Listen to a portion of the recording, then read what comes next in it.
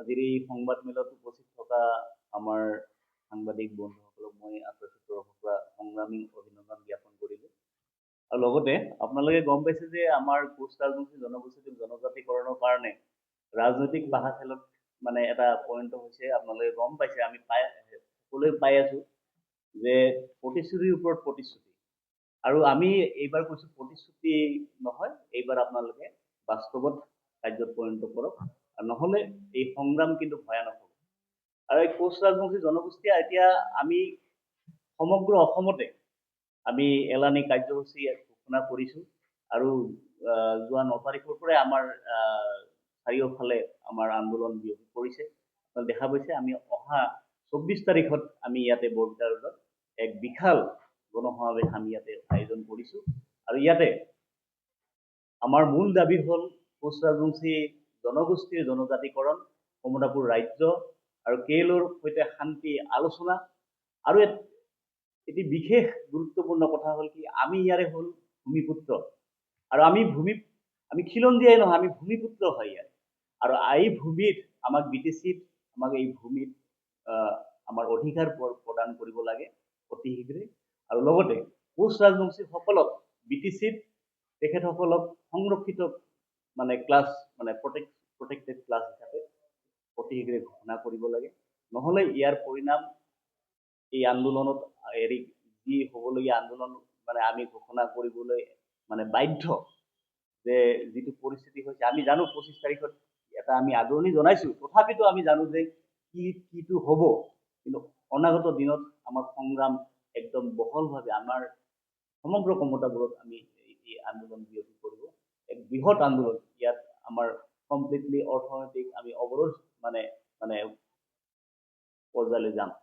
গতিকে সেই ক্ষেত্ৰত আমি আগন্তুক 24 তাৰিখত আমাৰ কোচ ৰাজবংশীৰ বিভিন্ন দল সংগঠন আমি ৰাইজক তেখেতসকলৰ অংশগ্ৰহণ আমি আন্তৰিকতাৰে কামনা কৰিছো। আৰু আপোনালোকৰ জৰিয়তে আমি সকলো ৰাইজক এই আমি যি প্ৰস্তাৱ আমি আগবঢ়াইছো এইখিনি কৈ মোৰ বক্তব্য ধন্যবাদ।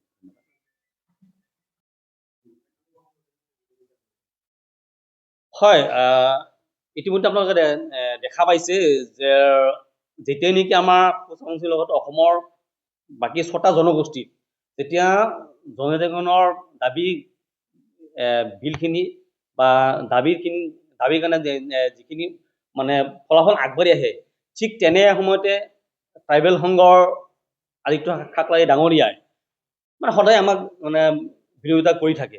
গতিকে আমি আদিত্য ঠাকৰাই ডাঙৰীয়াক আজি এই সংবাদ মাধ্যমৰ জৰিয়তে আমি ক'ব বিচাৰিছো যে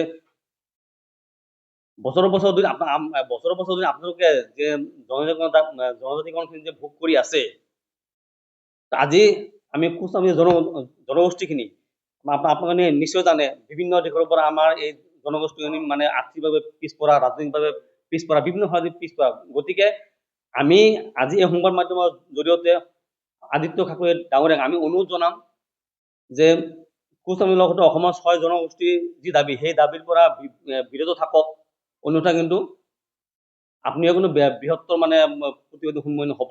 আৰু বিশেষকে যেতিয়াই নেকি আমাৰ এই দাবীখিনি আগবাঢ়ি আহে, ঠিক তেনে সময়তে তেওঁ এজন অসম চৰকাৰৰ এজেণ্ট হিচাপে কাম কৰি আছে বুলি আমি ভাবো। তেওঁ অসম চৰকাৰৰ এজেণ্ট। তেওঁ আচলতে অসম চৰকাৰৰ মানে উচতনিতে তেওঁ মানে সদায় বাৰে বাৰে যেতিয়া আমাৰ প্ৰত্যেকখিনি আগবাঢ়ি আহে তেতিয়া সদায় বিৰোধ কৰা আমি দেখিবলৈ পাওঁ। গতিকে আমি আজি সংবাদ মাধ্যমৰ জৰিয়তে সেই বিৰোধীৰ পৰা আমি আঁতৰি থকাৰ কাৰণে অনুৰোধ জনাইছো। আজি এক বিশেষ কাৰণত আজি আমি সংবাদমেল দিবলৈ ওলাইছো। আমাৰ মাজত উপস্থিত আছে আক্ৰাসুৰ কেন্দ্ৰীয় সমিতিৰ সন্মানীয় উপদেষ্টা প্ৰণৱজ্যোতি দাস ৰাজবংশী ডাঙৰীয়া। আমাৰ মাজত উপস্থিত আছে আক্ৰাসুৰ কেন্দ্ৰীয় সমিতিৰ সাংগঠনিক সম্পাদক অমিত বৰ্মন ডাঙৰীয়া। আমাৰ মাজত উপস্থিত আছে আক্ৰাসুৰ আন এজন সাংগঠনিক সম্পাদক ৰাজু বৰ্মন ডাঙৰীয়া। আমাৰ মাজত উপস্থিত আছে বাক্সা জিলাৰ প্ৰচাৰ সম্পাদক ৰাজু বৰ্মন ডাঙৰীয়া। তো আজিৰ এইখন সংবাদমেল মাতাৰ মূল উদ্দেশ্য হ'ল, আপোনালোকে নিশ্চয় গম পায় ইতিমধ্যে অসমৰ 6 জনগোষ্ঠীৰ জনজাতিকৰণৰ দাবীত অসমৰ ইমূৰৰ পৰা সিমূৰলৈকে ধুবুৰীৰ পৰা শদিয়ালৈকে আমাৰ যি দাবী সেই দাবীৰ তীব্ৰ আন্দোলন চলি আছে। আৰু সেই পৰিপ্ৰেক্ষিতত আজি আমি বৰপেটা জিলা সমিতিয়ে অহা 24 নৱেম্বৰ তাৰিখে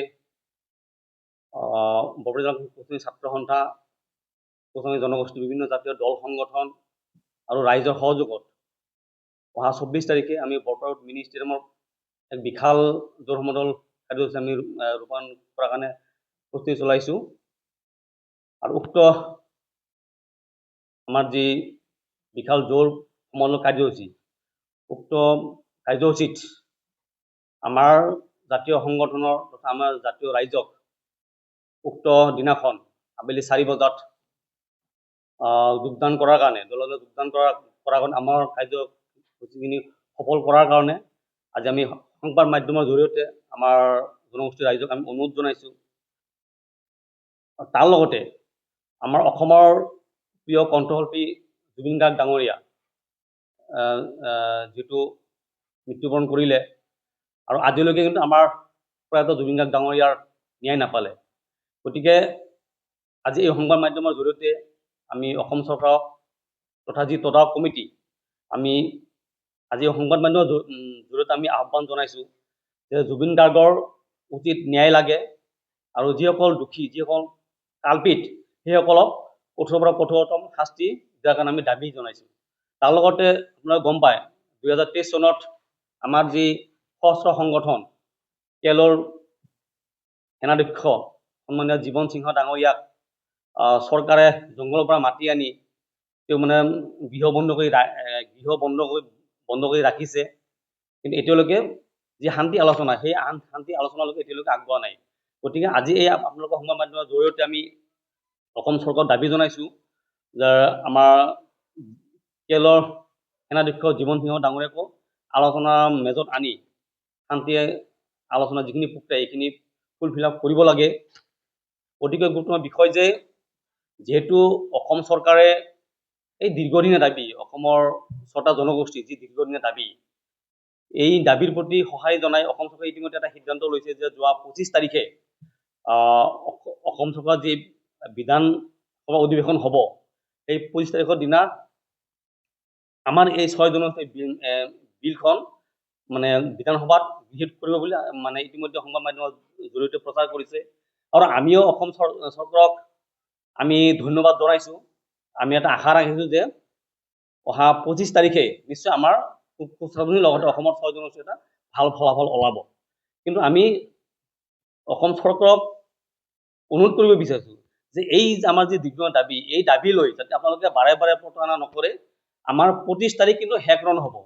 যদি 25 তাৰিখৰ ভিতৰত যদি আমাৰ 6 জনগোষ্ঠীৰ জনজাতিকৰণ বা কোচসকলৰ যি ন্যায্য দাবী, সেই দাবী যদি ফুলফিল আপ নকৰে, কিন্তু 25 তাৰিখৰ পিছত কিন্তু অসমৰ ইমূৰৰ পৰা মানে ভয়ংকৰ মানে আন্দোলনৰ সন্মুখীন হ'বলৈ কিন্তু অসম চৰকাৰে মানে সাজু থাকিব লাগিব। কিন্তু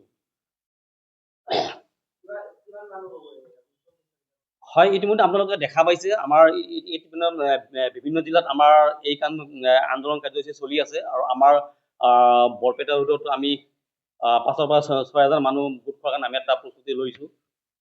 আৰু আমাৰ ৰাইজে সশস্ত্ৰভাৱে সহযোগ কৰিছে, আৰু ৰাইজৰ এটা আৱেগ আৱতি জড়িত হৈ আছে। গতিকে আমি আশা ৰাখিম নিশ্চয় আমাৰ এই কাৰ্যসূচীখন আমাৰ ৰাইজে আমাৰ সহায় সহযোগ কৰিব।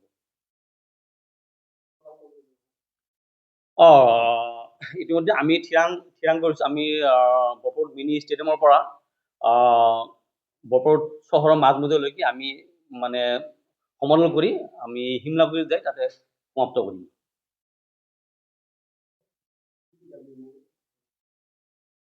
আচলতে আমাৰ মূল দাবী হ'ল জনজাতিকৰণ। যিটো 1996 চনত আমাৰ কোচনি জনগোষ্ঠীক এক অধ্যাদেশ যোগে মানে জনজাতিকৰণ কৰিছিল, জনজাতিকৰণৰ মৰ্যাদা দিছিল। কিন্তু দুৰ্ভাগ্যজনকভাৱে আমাৰ সেই STৰ যি অধিকাৰ, সেই অধিকাৰ পুনৰ খৰ্ব কৰা হ'ল। গতিকে আমাৰ কোচনি জনগোষ্ঠীৰ কাৰণে আমাৰ দাবীৰ কাৰণে যিখিনি আমাৰ ক্ৰাইটেৰিয়া, সেইখিনি ইতিমধ্যে ফুলফিল আপ আছে। আৰু যাৰ কাৰণে আমাৰ কোচনিখিনিক মানে 1996 চনত জনজাতিকৰণ কৰিছিল। গতিকে ইয়াতে আৰু কোনো বাধা নাই। গতিকে আমি বিচাৰিছোঁ যে অতি সোনকালে আমাৰ 25 তাৰিখৰ ভিতৰত এটা ভাল ৰিজাল্ট লাগে। যিকোনো খবৰ আৰু বিজ্ঞাপনৰ বাবে যোগাযোগ কৰক 7896121996